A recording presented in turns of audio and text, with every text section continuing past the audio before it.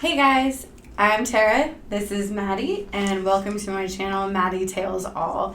Today I want to talk about fosters and what fostering is to us, how we foster, and end in talking about the common term foster fail.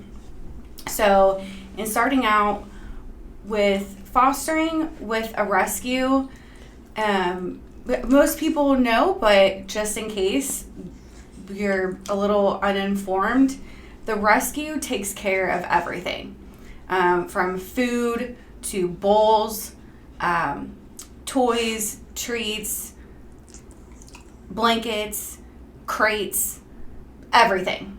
Everything is taken care of, paid for by the rescue. Basically, all they need is a space, a home for that dog to be fostered in and given love and basic training, things like that.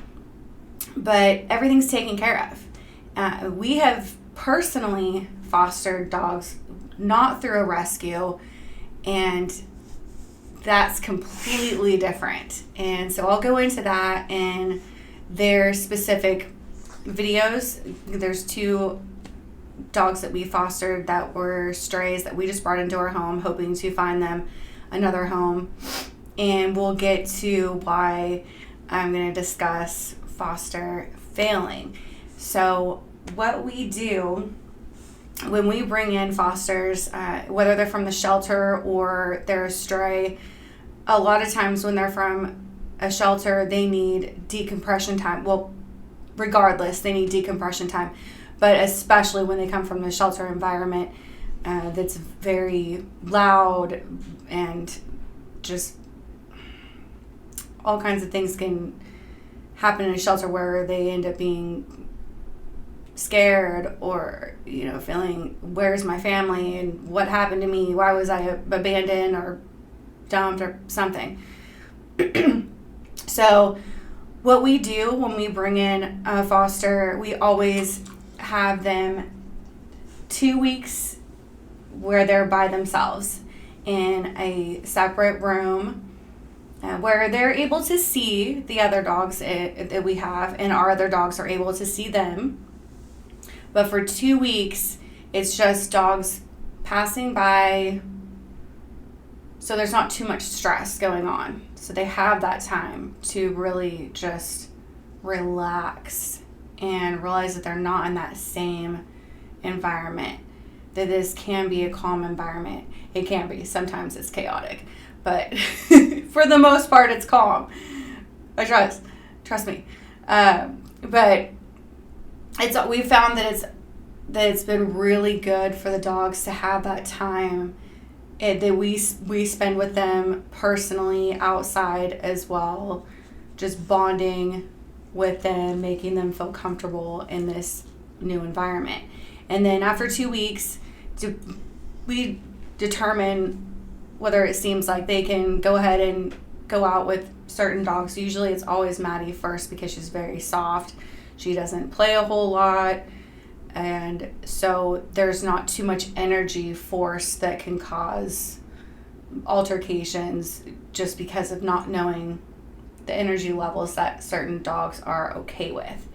So we usually start out with her, and then if a dog is super energetic, we will put them out with Oscar, which I'll have in a later video, that our boxer mix that can be at the high level, but you can also be at the low level, but that's usually just inside the house. Outside, top notch. But anyway, so we take that time to determine the personality of that dog, where it starts to come out, and you can see what type of dog they actually are, because that's been hidden in that shelter environment, or possibly hidden as they've been a stray out on the streets just trying to survive, which we have one of those too. So lots of dog stories always coming at you. But so we do that, and then we, like I said, determine their personalities and what is going to be the best fit for them, the best family environment, whether they are going to be good with kids, other dogs, high energy, needing lots of walks, or just calm snuggles and that sort of thing. So the next thing I want to touch on is the common term foster fail. When a family decides that the dog that they're fostering is best suited for their home. That's actually where they should be. That's their home. And it's a rough thing because you, in a way, you feel like you're failing because you're like, oh, well, I haven't fulfilled my somewhat like duty as a foster. But in all actuality, if their best fit is actually your home and not to go somewhere else, then you have done that. The definition of failing is lack of success and falling short. And if, like I said, if that is the opposite of what you've done, you provided all of that for this dog, and the best home for them is your home, then you're not failing that dog. That's not a failure on your part. And so I feel so strongly about it. My husband and I both do, because we did bring in our very first foster that we personally fostered, not through a rescue. So everything was financially covered by us, not by a rescue or anything. We did try, but there were not any available to bring her in. Oh, we're having such a hard time. Yeah. But we feel so strongly about it because we didn't fail her. This is where she belongs, and her story will be in a future video, like I believe I've said before, because she's the mama dog that I referred to also in other videos. But I'll just touch on it briefly, that she, to this day, the several years that we have had her, she still is not comfortable whatsoever with other people. So we made the right decision, and we did not fail her whatsoever. Can you face the camera? Huh? Can people see you? Don't look away. But yeah, we actually did not fail with her. So she is not a foster fail to us, even though I know it's a lighthearted term, haha, I couldn't do it, but in our situation, with over 20 fosters that we've had, she's the only one that we felt that this was actually her home. So we do take it seriously. In that case, there have been hard fosters that we have had where we've thought, oh, maybe we should keep them. Maybe we should adopt them and bring them into our home. And we realized that those were selfish reasons, and the people that applied that were the best fit.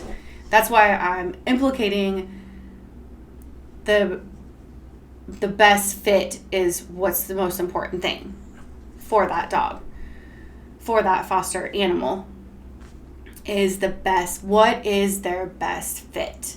And we do have several dogs, and so sometimes it's where we have to take that into account. No, it would be better for them to go to this home because maybe they only have one other dog, or they have a cat, and this dog is able to get along with cats. We do the cat testing, we do the dog testing, and all of that, and we make sure that everything is copacetic. Is that how you say that? But so I just wanted to touch on all of that with fosters. If you guys have any questions about fosters, I would love to answer them. Not that I'm full of knowledge, but I can just speak from our own experiences. I'd love to do that. I love to talk to people about training as well, how important crate training is, and I'll have that in a whole other video as well about just training in general and how important we believe in crate training.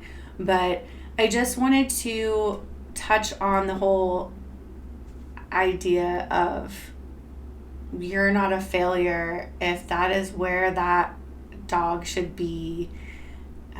They're not a foster fail. They're actually a success. So, like I said, if you have any questions, put them in the comments below. If you enjoy these types of videos about rescue dogs and foster dogs and all that, then throw me a like, a subscription, and with all that said, until next time, Miha, let's take a kiss. Kiss. Oh, thank you. Bye, guys.